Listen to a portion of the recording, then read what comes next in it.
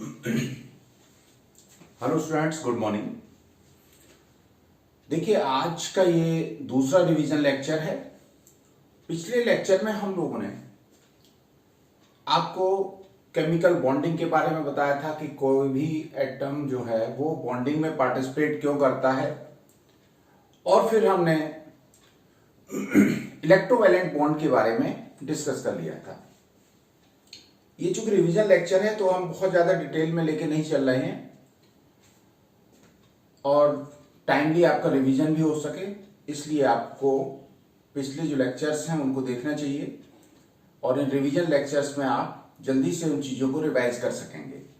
तो हम दूसरे बॉन्ड की तरफ चलते हैं। दूसरा बॉन्ड जो आपका है वो था covalent bond. What is covalent bond and how it is form? तो कोवैलेंट बॉन्ड क्या है, कैसे बनता है, इसके लिए समझ लीजिए कि जब दो एटम्स आपस में बराबर इलेक्ट्रॉन्स की शेयरिंग करें, और वो शेयरिंग काहे के लिए करें, जिससे कि उनकी ऑक्टेट या डुप्लेट कंप्लीट हो जाए, तो इस तरह के बॉन्ड को हम कहते हैं कोवैलेंट बॉन्ड। इसको डिफाइन कैसे कर सकते हैं कि the bond formed between two atoms by mutual sharing of electrons so as to complete its octet. अपनी ऑक्टेट को कंप्लीट करने के लिए बॉन्ड बनाते हैं क्योंकि वो स्टेबल आपका कॉन्फ़िगरेशन माना गया है।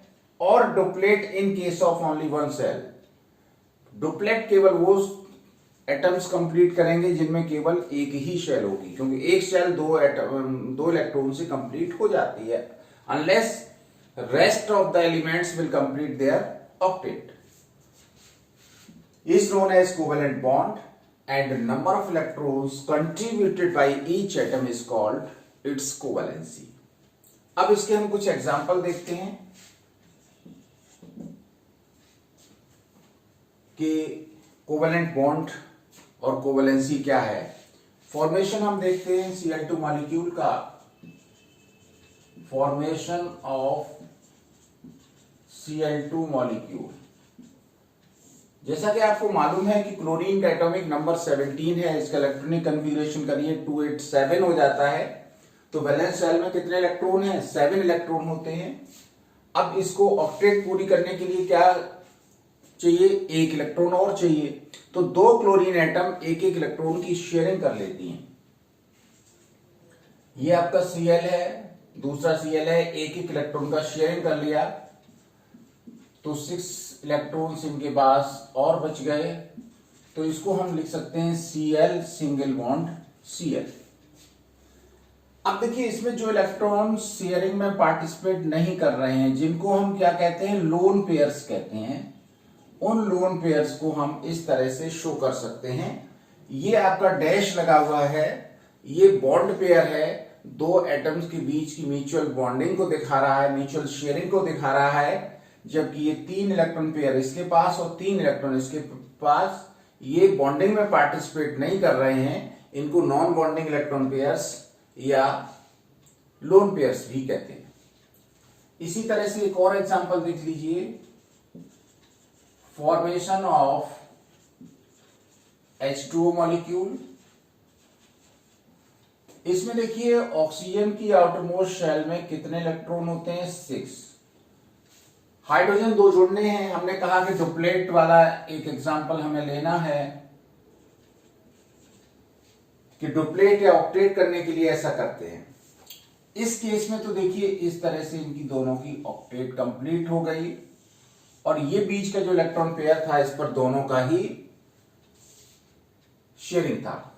अब देखिए, हमारी ऑक्सीजन और हाइड्रोजन के बीच शेयरिंग कैसे होगी? ऑक्सीजन ने एक इलेक्ट्रॉन हाइड्रोजन को शेयर करा दिया, इधर भी शेयरिंग कर ली, ऑक्सीजन का भी अपना काम पूरा हो गया, ऑक्टेट कंप्लीट हो गई, हाइड्रोजन की भी अपनी ट्रिपलेट पूरी हो गई। तो जिनमें केवल एक ही शेल होती है उनकी क्या पूरी होती है? डुप्लेट पूरी होती है, अनलेस ऑक्टेट पूरी करते हैं। तो HOH, this is water, and oxygen has now 2 unshared electron pair, and these electron pairs are represented here. So this type, in this way, the H2O molecule is formed by covalent bond। तो इस तरह से हम covalent bond बना सकते हैं। और हम कोवेलेंसी क्या कहेंगे, क्लोरीन में इसमें कोवेलेंसी कितनी है क्लोरीन की, एक, क्योंकि एक इलेक्ट्रॉन ही शेयरिंग में पार्टिसिपेट क्लोरीन का कर रहा था। ऑक्सीजन की कोवेलेंसी 2 है, क्योंकि ऑक्सीजन के 2 एटम बॉन्ड फॉर्मेशन में पार्टिसिपेट कर रहे हैं, जबकि हाइड्रोजन की जो कोवेलेंसी है वो कितनी है, 1 है।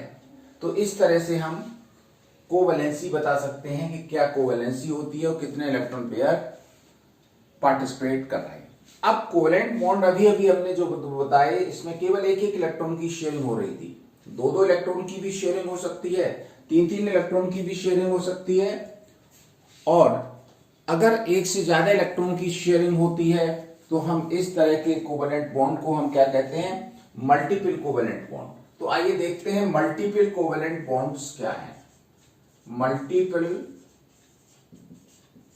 कोवेलेंट बॉन्ड्स,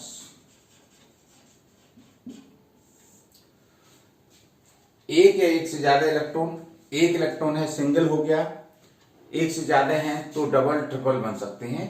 तो एक इलेक्ट्रॉन की शेयरिंग से बना bond single covalent bond, 2 electrons की शेयरिंग से बना बॉन्ड डबल कोवेलेंट बॉन्ड, और 3 इलेक्ट्रॉन की शेयरिंग से बना बॉन्ड ट्रिपल कोवेलेंट बॉन्ड बोला जाता है। यही कोवेलेंट बॉन्ड के अलग अलग टाइप हो गए, या टाइप्स ऑफ कोवेलेंट बॉन्ड हम कह सकते हैं। Types of covalent bond, multiple covalent bond और टाइप्स ऑफ, इसमें आ जाते हैं multiple covalent bond.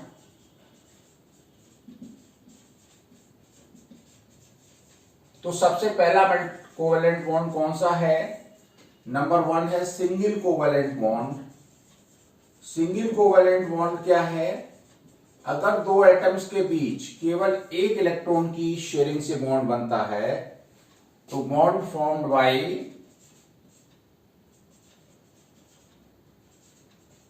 Sharing of 1 electron pair.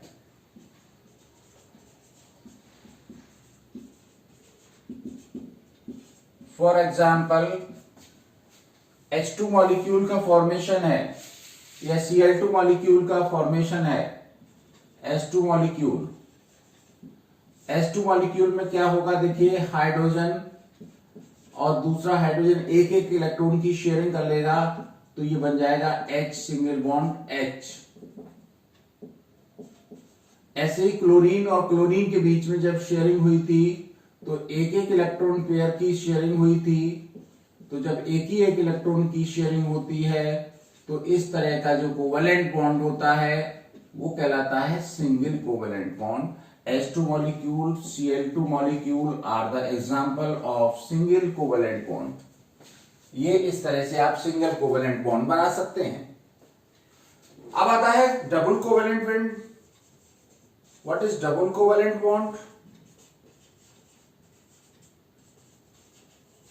When there is sharing of 2 electrons by each atom, then this type bond is called double covalent bond। For example, O2 molecule। O2 molecule के formation में 2-2 electrons की sharing होगी दोनों oxygen के पास, क्योंकि इनके पास कितने electrons हैं, 6। ऑक्टेट कंप्लीट करने के लिए 2 इलेक्ट्रॉन्स की कमी है।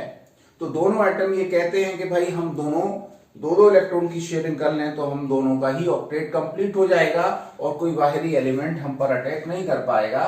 तो ये म्यूचुअल इनकी अंडरस्टैंडिंग बनी और उस अंडरस्टैंडिंग के अकॉर्डिंग 2-2 इलेक्ट्रॉन की शेयरिंग हो गई। जैसे ही शेयरिंग हो गई, इनकी आउटर मोस्ट शेल में इलेक्ट्रॉन हो गए 8, इनके हो गए 68। और ठाट करने के लिए तो ऐसा करते हैं, मैं आपको बताया था कि हर एलिमेंट अपना ऑक्टेट कंप्लीट करना चाहता है। ऐसा मानता है कि ऑक्टेट जो है कंप्लीट होने पर वो स्टेबल हो जाएगा और to get the stability they form the bond. तो ऑक्सीजन के बीच में 2-2 इलेक्ट्रॉन की शेयरिंग हुई और इस शेयरिंग से इनका ऑक्टेट कंप्लीट हो गया और ये डबल बॉन्ड बन गया। ये क्या कहा जाएगा, डबल कोवेलेंट बॉन्ड। ये आपके क्या थे, ये थे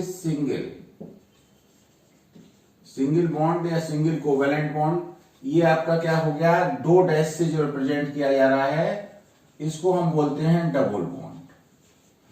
तो समझ गए, 2 इलेक्ट्रॉन की शेयरिंग से अगर बॉन्ड बनता है that is called double bond, अगर 3 इलेक्ट्रॉन की शेयरिंग है तो कहलाएगा ट्रिपल बॉन्ड। तो तीसरा है triple covalent bond, the bond formed between 2 atoms by sharing of 3 electron pairs or 3 electron by each atoms, then this type bond is called triple covalent bond, and example is N2 molecule. In the formation of N2 molecule, you know that nitrogen has only 5 electrons. So if nitrogen wants to complete their octet, then nitrogen has to share 3 electrons by each nitrogen. तो हर nitrogen क्या करेगा, 3 electron की sharing करेगा। देखिए nitrogen के हम sharing को दिखा रहे हैं, ये आपके 3 इलेक्ट्रॉन नाइट्रोजन के 2 ये हो गए, 5 हो गए, 5 वैलेंस शेल में होते हैं। नाइट्रोजन का एटॉमिक नंबर कितना है, 7, तो इलेक्ट्रॉनिक कन्फिग्रेशन हो जाएगा 2 5। तो 5 आउटर मोस्ट शेल में इलेक्ट्रॉन है, दूसरे नाइट्रोजन के ये 5 इलेक्ट्रॉन हो गए, दोनों की शेयरिंग होने से क्या हुआ, दोनों की ही ऑक्टेट कंप्लीट हो गई। और आपको मालूम है कि सभी एलिमेंट इसी जुगाड़ में रहते हैं, इसी प्रयास में रहते हैं कि उनकी ऑक्टेट कंप्लीट हो जाए और वो स्टेबल हो जाए। नाइट्रोजन भी स्टेबल हो गया और इस तरह से इनके बीच में बन गया ट्रिपल बॉन्ड। इनके इलेक्ट्रॉन जो नॉन बॉन्डेड हैं उनको यहां पर शो कर दें, जिससे हमें पता चल जाए कि शेयर लोन पेयर आपका 1 है दोनों के पास और बॉन्ड पेयर जो है वो 3 है। तो इस तरह से हम इस इलेक्ट्रॉनिक कॉन्फ़िगरेशन से इन पर लोन पेयर और बॉन्ड पेयर के बारे में भी पता कर सकते हैं। तो ये तो रहा आपका कोवेलेंट बॉन्ड कैसे बनता है, कौन कौन से मल्टीपल कोवेलेंट बॉन्ड्स हैं। अब हम थोड़ा सा इनके कैरेक्टरिस्टिक कोवेलेंट बॉन्ड्स के डिस्कस कर लेते हैं। तो देखिए कैरेक्टरिस्टिक्स क्या हैं कोवेलेंट बॉन्ड के।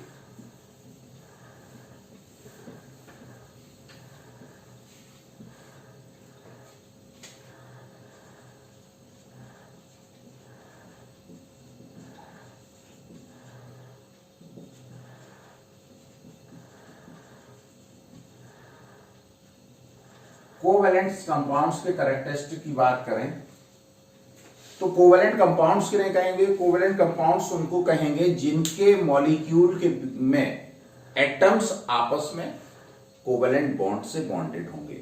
जैसे वाटर मॉलिक्यूल हो गया, ऑक्सीजन मॉलिक्यूल हो गया, नाइट्रोजन मॉलिक्यूल हो गया, ये सब क्या है, covalent compounds. The compounds in which the atoms are joined together by the covalent bonds, but by which force 2 molecules are held together in covalent compounds. Main problem is this. देखिए covalent molecule H2O molecule है, H2O molecule में HOH, ये तो hydrogen oxygen के बीच में covalent bonds हैं।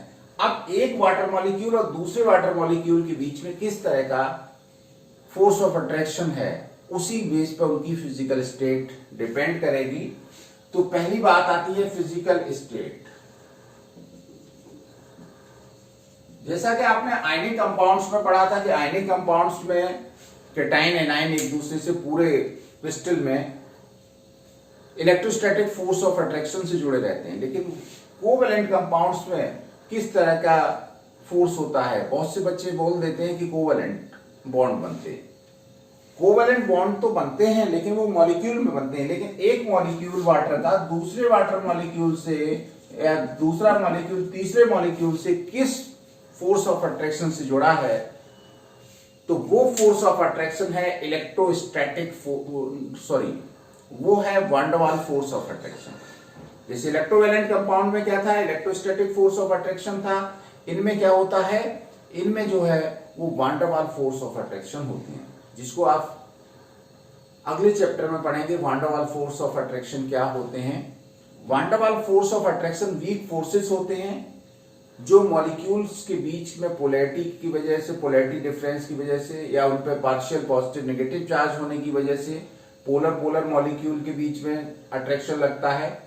Polar non polar के बीच में भी लगता है, नॉन पोलर के बीच में भी लगता है। तो ये अलग अलग तरह के फोर्सेस होते हैं, dispersion forces, dipole induced dipole forces, dipole forces, hydrogen bonding, इस टाइप के फोर्सेस इन मॉलिक्यूल्स के बीच में वर्क करते हैं जो कि बहुत वीक होते हैं। इसलिए जो कोवेलेंट कंपाउंड्स होते हैं वो जनरली सॉलिड, लिक्विड और गैस तीनों ही स्टेट में देखने को मिलते हैं। सॉलिड में आपका यूरिया हो गया, आपका शुगर हो गया, ये सॉलिड स्टेट में है। अगर हम गैसियस स्टेट की बात करें तो लाइन लगी हुई है, जितनी गैस हैं सारे कोवेलेंट मॉलिक्यूल्स हैं।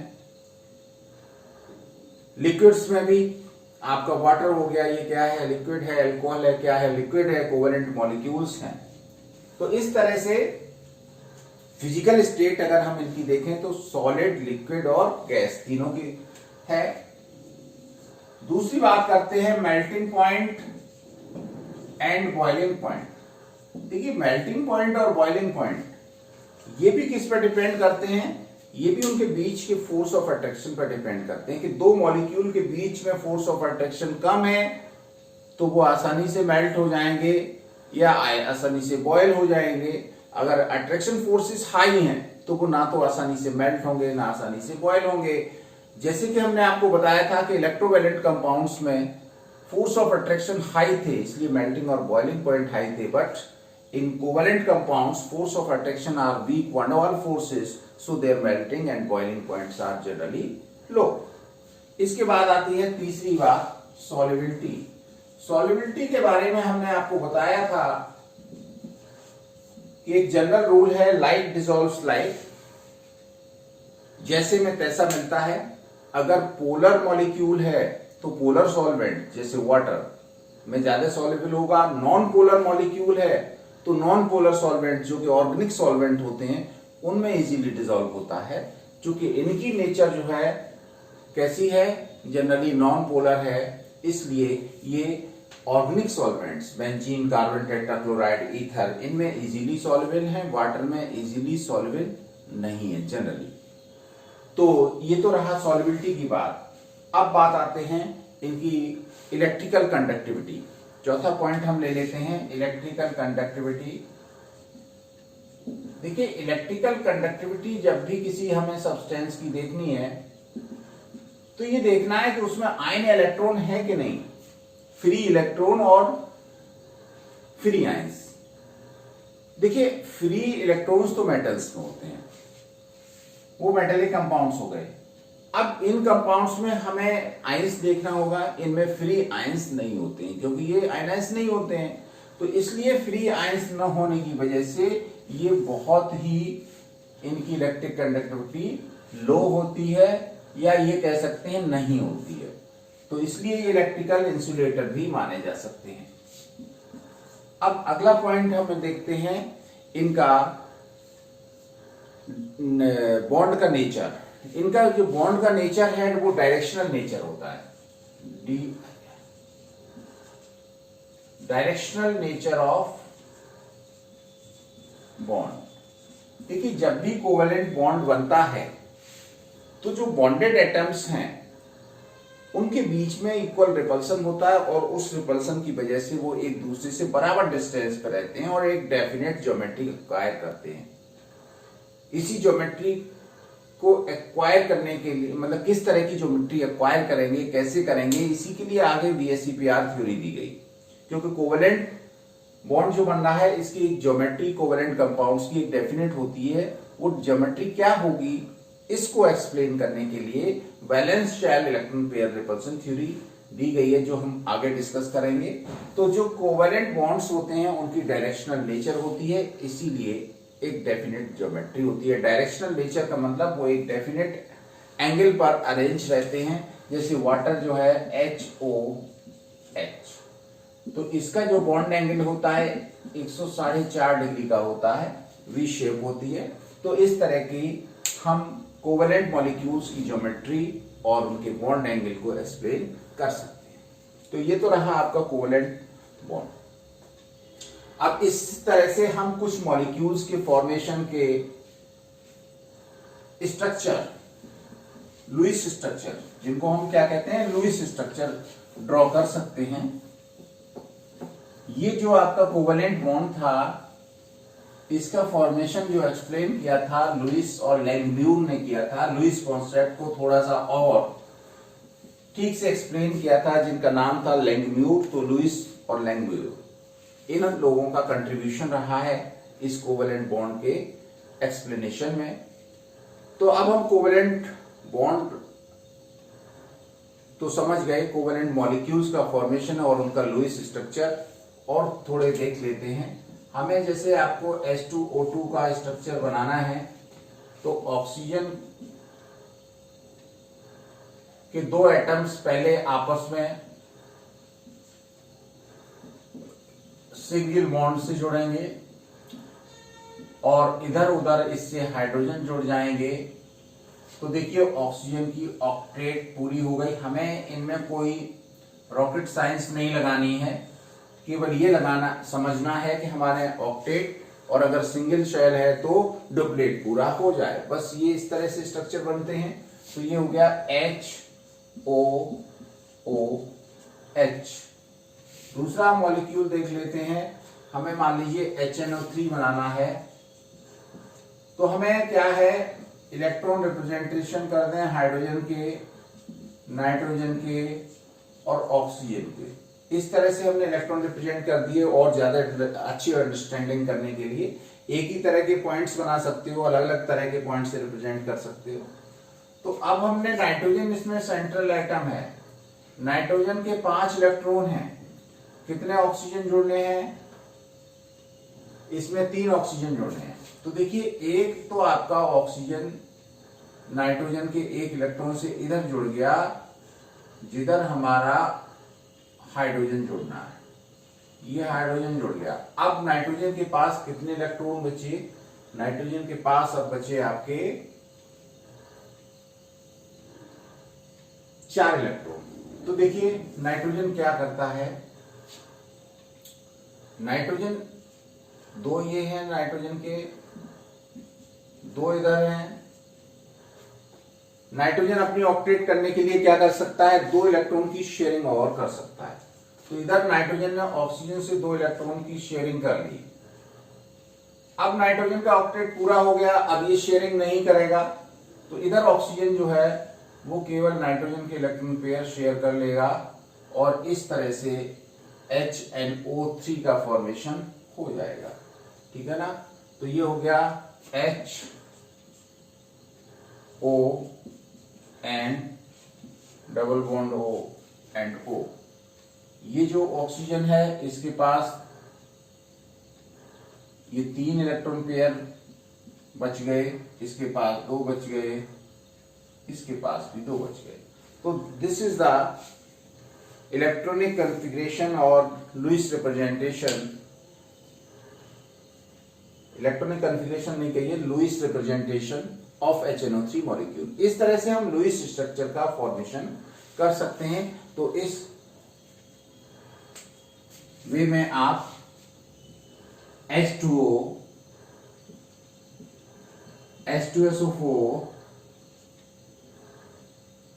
SO4-2, PO4-3 इन मॉलिक्यूल्स के लुईस रिप्रेजेंटेशन आप करके देख लीजिए। तो अब हम आगे चलते हैं। ये तो आपका रहा कोवेलेंट बॉन्ड, उसके कैरेक्टरिस्टिक्स और कुछ कोवेलेंट मॉलिक्यूल्स के Lewis structure. Lewis representation, bond for bond representation इस तरह से हम करते हैं। अब हम चलेंगे लिमिटेशन ऑफ ऑक्टेट ग्रुप।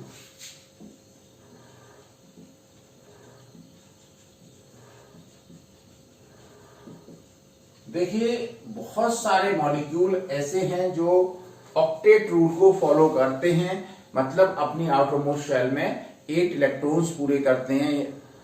लेकिन बहुत से मॉलिक्यूल ऐसे हैं वो स्टेबल हैं लेकिन वो ऑक्टेट रूल को फॉलो नहीं करते। तो ये हम कह सकते हैं ऑक्टेट रूल के क्या हैं, ये अपवाद हैं, ड्रॉबैक्स हैं, और हम ये ऑक्टेट रूल की लिमिटेशन भी कहते हैं। तो इसमें ऑक्टेट रूल के लिमिटेशन के अंदर हमारे कुछ कंपाउंड्स ऐसे हैं जिनमें ऑक्टेट पूरी नहीं है, स्टेबल हैं और 8 से कम इलेक्ट्रॉन है। कुछ ऐसे हैं जिनमें 8 से ज्यादा इलेक्ट्रॉन है। तो जिनमें ऑक्टेट रूल हमेशा क्या कहता है कि there can be maximum 8 electron in their outermost shell and their covalency can be 4। लेकिन जो 4 से कम कोवैलेंसी या 8 से कम इलेक्ट्रॉन रख रहे हैं वो ऑक्टेट रूल के एक्सेप्शन बोले जाएंगे। तो सबसे पहले हम देखते हैं formation of electron deficient molecule. Formation of electron deficient molecules. देखिए कुछ मॉलिक्यूल ऐसे हैं जो इलेक्ट्रॉन डेफिशिएंट हैं, जिनकी आउटरमोस्ट शेल में 8 से कम इलेक्ट्रॉन है। ऐसे मॉलिक्यूल हम क्या कहेंगे? Electron deficient molecule. ये ऑक्टेट रूल को फॉलो नहीं करते हैं, इसलिए इनको हम इस कैटेगरी में रखते हैं। तो BeCl2, ठीक है ना, BCl3, BF3 एटसेट्रा, ये कैसे हैं? इलेक्ट्रॉन डेफिशिएंट मॉलिक्यूल हैं जो अपनी ऑक्टेट को कंप्लीट सेंट्रल एटम नहीं कर रहा है। जैसे BeCl2 का स्ट्रक्चर देखिए, बेरिलियम की आउटरमोस्ट शेल में 2 इलेक्ट्रॉन होते हैं। अब बेरिलियम जब क्लोरीन से शेयरिंग करेगा तो क्लोरीन से शेयरिंग करने के बाद भी Be की शेल में इलेक्ट्रॉन कितने हो गए आउटरमोस्ट में? 4। मतलब क्लोरीन की तो ऑक्टेट पूरी हो गई, लेकिन बेरिलियम के केवल 4 इलेक्ट्रॉन हैं आउटरमोस्ट शेल में। लेकिन ये स्टेबल मॉलिक्यूल है और ऑक्टेट रूल को फॉलो नहीं कर रहा है। दूसरा BCl3 के बारे में देख लेते हैं। बोरॉन की आउटरमोस्ट शेल में 3 इलेक्ट्रॉन्स हैं। जब ये एक एक क्लोरीन से शेयरिंग करेंगे तो उस शेयरिंग के बाद इनकी बोरॉन की आउटरमोस्ट शेल में इलेक्ट्रॉन कितने हो पाएंगे? 6। मतलब ये हुआ कि ये ऑक्टेट रूल का फॉलो नहीं कर रहा है और ये इलेक्ट्रॉन डेफिशिएंट कंपाउंड हो गया। क्लोरीन की तो सारी की ऑक्टेट कंप्लीट हो गई, बोरॉन की ऑक्टेट कंप्लीट नहीं हो पाई। तो इस तरह के मॉलिक्यूल इलेक्ट्रॉन डेफिशिएंट मॉलिक्यूल कहलाते हैं और ये ऑक्टेट रूल को फॉलो नहीं करते हैं, लेकिन स्टेबल मॉलिक्यूल्स हैं। दूसरा, formation of hypervalent atom.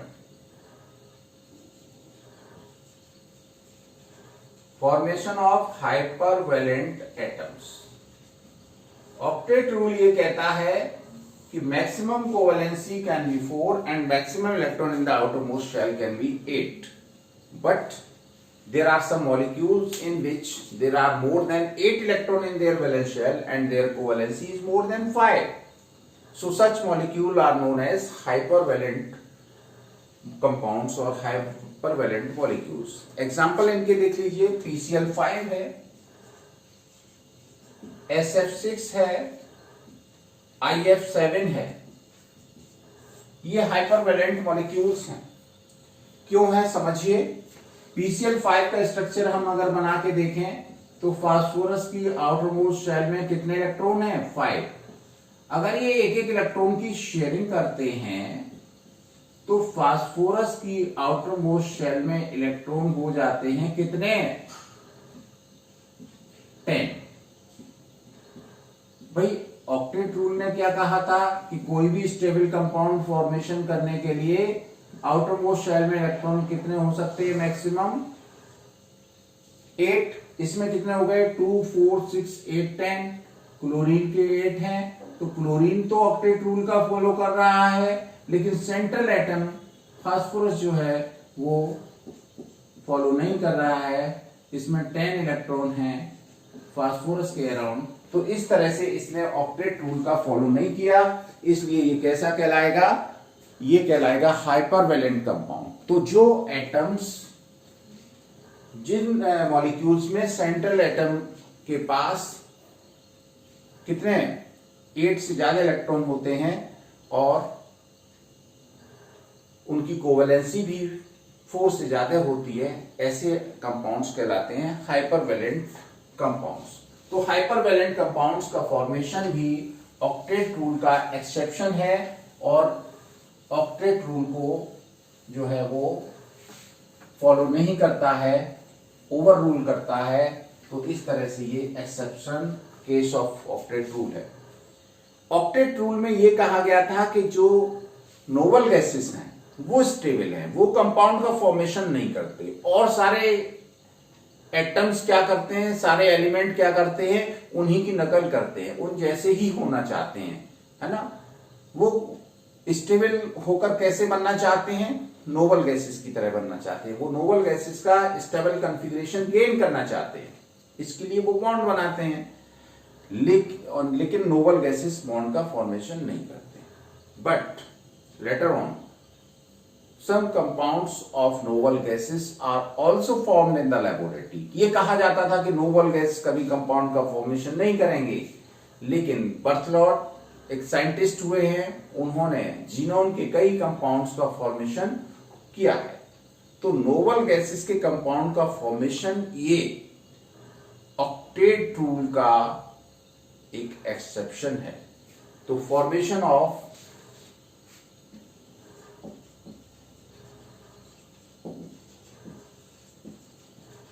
compounds of noble gases। तो नोबल गैसेस के जो कंपाउंड्स बनते हैं, जैसे XeF2 है, XeF4 है, XeF6 है, ये सारे कंपाउंड्स इस बात को शो कर रहे हैं कि ये ऑक्टेट रूल को फॉलो नहीं कर रहे हैं, और कभी भी नोबल गैसेस के कंपाउंड्स का फॉर्मेशन ऑक्टेट रूल में कंसीडर नहीं किया गया है, क्योंकि वो ऑलरेडी स्टेबल हैं। लेकिन ये स्टेबल कंपाउंड्स का भी फॉर्मेशन कर लिया गया है, इसलिए ये ऑक्टेट रूल को फॉलो नहीं कर रहे हैं। Odd molecules, odd electron molecules का formation of odd electron molecules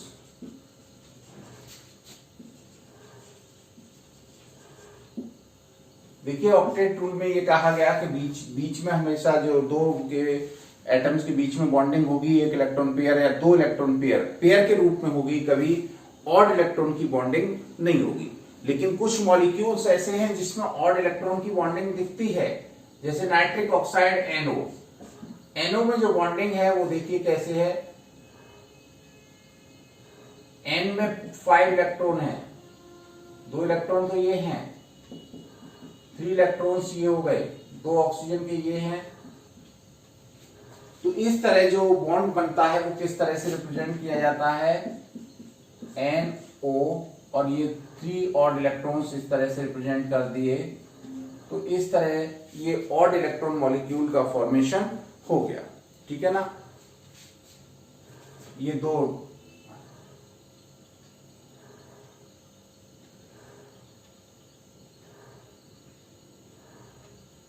ये आपके 2 इलेक्ट्रॉन यहां पर आएंगे। तो इस तरह से ये ऑड इलेक्ट्रॉन मॉलिक्यूल का फॉर्मेशन हो गया, जिसमें ये 3 इलेक्ट्रॉन जो है वो दिखाई दे रहे हैं। एक डैश एक इलेक्ट्रॉन पेयर को बताता है, लेकिन ये 3 डैशेस जो है वो 3 इलेक्ट्रॉन्स जो है बीच में आ रहे हैं। तो इस तरह के मॉलिक्यूल्स का फॉर्मेशन हमें ऑक्टेट रूल में सुनने को नहीं मिला था। तो इस तरह से ये भी ऑक्टेट रूल का एक एक्सेप्शनल केस है।